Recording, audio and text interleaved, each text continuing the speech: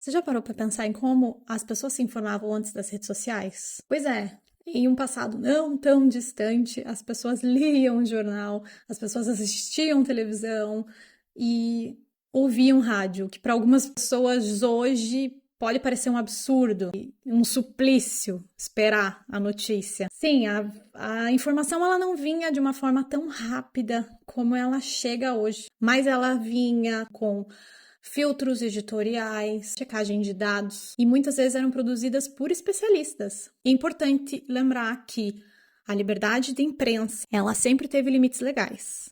Veículos de comunicação, eles têm sim responsabilidade. Não pode divulgar fake news, caluniar ou violar a intimidade de alguém de maneira impune.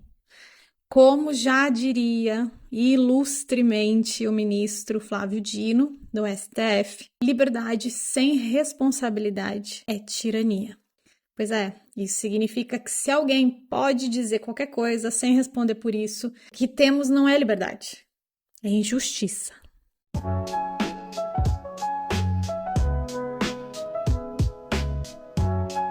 Olá, meu nome é Jaqueline, eu sou advogada no Brasil e em Portugal. Eu tenho mais de 10 anos de atuação jurídica e esse é meu canal. O meu objetivo é trazer notícias recentes e discutir as nuances jurídicas e contribuir para uma compreensão mais acessível do direito. Então fica aqui porque gente bem informada não perde discussão. Com as redes sociais, esse cenário ele mudou drasticamente. As pessoas assistiam televisão, esperavam para assistir o jornal, ouvir no rádio ou para ler a edição do dia seguinte para saber o que estava acontecendo no Brasil e no mundo. Hoje em dia, a informação ela vem quase que instantaneamente. Aconteceu, já está nas redes sociais. Hoje, qualquer pessoa ela tem acesso à internet e ela pode criar ou divulgar conteúdo sem preparo técnico e o pior, sem qualquer filtro ou verificação, o que é um problema. Porque os colunistas, eles viraram os influencers e os especialistas, eles deram lugar aos perfis fakes e pessoas que opinam de maneira irresponsável, só para gerar engajamento. As pessoas produzem conteúdo somente para ganhar like, somente para ganhar views, para ganhar mais dinheiro, com isso, monetizar. Então, esse é o perigo da informação, às vezes não é informação, é só conteúdo para engajar. E diferente dos veículos tradicionais, é aí que o ponto que eu quero destacar, não há ninguém checando dados ou garantindo que direitos fundamentais não sejam violados. Então, o ambiente digital, ele se transformou em um território que pode espalhar fake news de uma maneira super rápida, propagar crimes de calúnia, injúria, difamação, racismo, transfobia, que acontece com muita frequência, e muitas vezes ninguém é responsabilizado. Então, a pergunta que eu quero fazer é, se eu não posso sair por aí no mundo físico, difamando alguém sem ser responsabilizado, por que isso ainda é permitido no ambiente digital? Pois é, esse é o cerne de uma das discussões mais importantes do nosso tempo. A responsabilização das redes sociais pelos conteúdos que elas hospedam, por conteúdos produzidos por terceiros. E no Brasil, essa discussão ela gira em torno do artigo 19 do Marco Civil na Internet, que diz: as plataformas só serão responsabilizadas após ordem judicial específica mandando remover o conteúdo. Se alguém cria um perfil falso, por exemplo, usa suas fotos, difama a sua imagem publicamente, a rede social ela não deveria agir? Ou se alguém posta vídeos incitando violência contra minorias, a plataforma pode simplesmente cruzar os braços e não fazer nada? Pois é, essas situações é que estão sendo analisadas pelo STF. E se for decidido para a constitucionalidade ou a inconstitucionalidade do artigo 19, se precisa ou não de uma ordem judicial para que a plataforma tire do ar aquela postagem ou aquele perfil, essa decisão ela vai ter efeito vinculante para orientar todas as outras decisões que vierem a seguir, ou as decisões que estão suspensas para aguardando essa tese do STF. Tá, mas você pode estar se perguntando agora, mas isso não deveria ser decidido pelo Congresso? Pois é, isso é uma boa pergunta, porque deveria, com certeza, mas o STF ele tem a obrigação de agir nesses casos. Por quê? Vou explicar. O artigo 5º da Constituição, no inciso 35, diz o seguinte: a lei não excluirá da apreciação do judiciário lesão ou ameaça ao direito. Ou seja, sempre que houver uma omissão ou conflitos de direitos, o judiciário, no topo dele, o STF, deve agir. Ele foi provocado, que existem várias ações sobre a responsabilização da plataforma por manter a veiculação de uma informação falsa, um perfil que viole direitos de personalidade. Na verdade, são várias ações e algumas delas chegaram no STF. Dois recursos extraordinários estão sendo julgados nesse momento e que vão criar essa tese.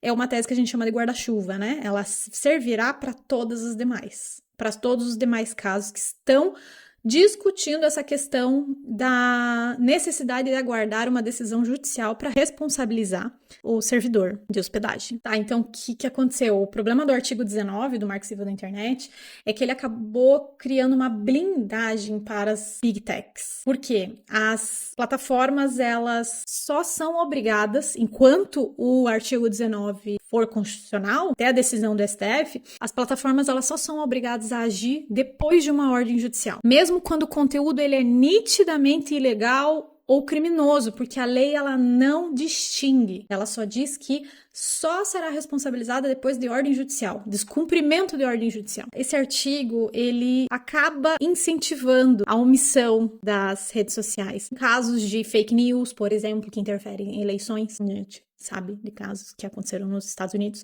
Campanhas de ódio. É perturbador o que a gente vê hoje em dia nas redes sociais sendo veiculados e as redes sociais simplesmente cruzando os braços, né? E outro problema que esse artigo traz é sobrecarregar o judiciário.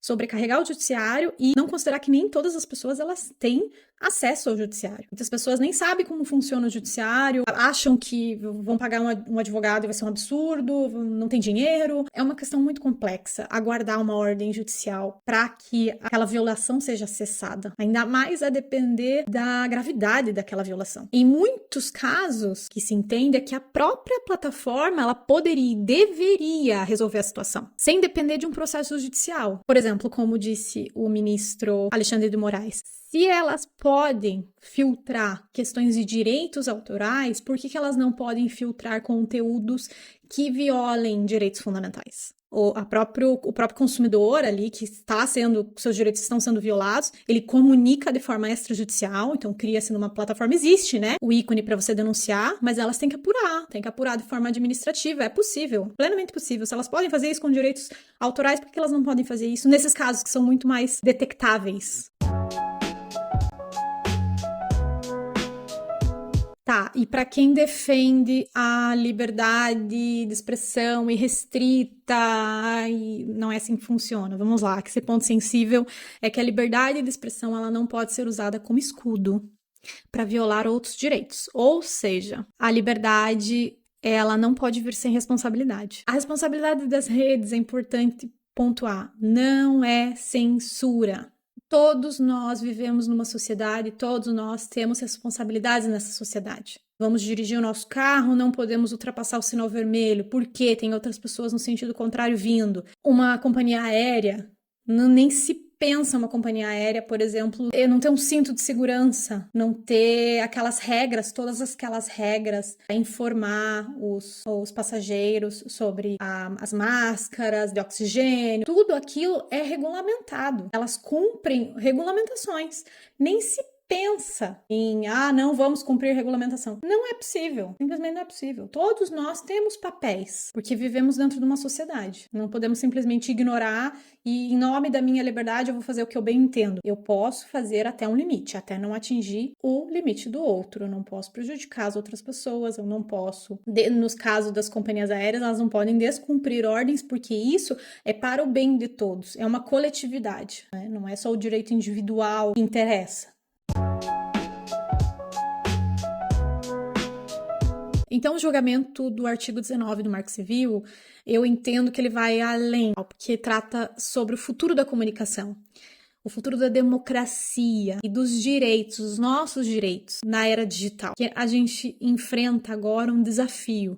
Há pouco tempo não existia internet, não existia um mundo digital e hoje todo mundo está inserido. Você fica isolado se você não vive no mundo digital. Então, é um desafio, precisa ser superado, porque essa é a nossa realidade agora. E um Estado democrático de direito, os direitos caminham com deveres. É sempre lembrar disso, inclusive no mundo virtual. Pontuar novamente, reiterar que a liberdade de expressão não é liberdade de agressão. Se esse tema fez sentido para você, deixa seu comentário, deixa o seu like. As minhas redes sociais estão aqui disponíveis. Dá uma olhada lá no meu site. E se tiver alguma sugestão de vídeo ou se queira saber sobre algum assunto, então deixa teu comentário aqui e até a próxima.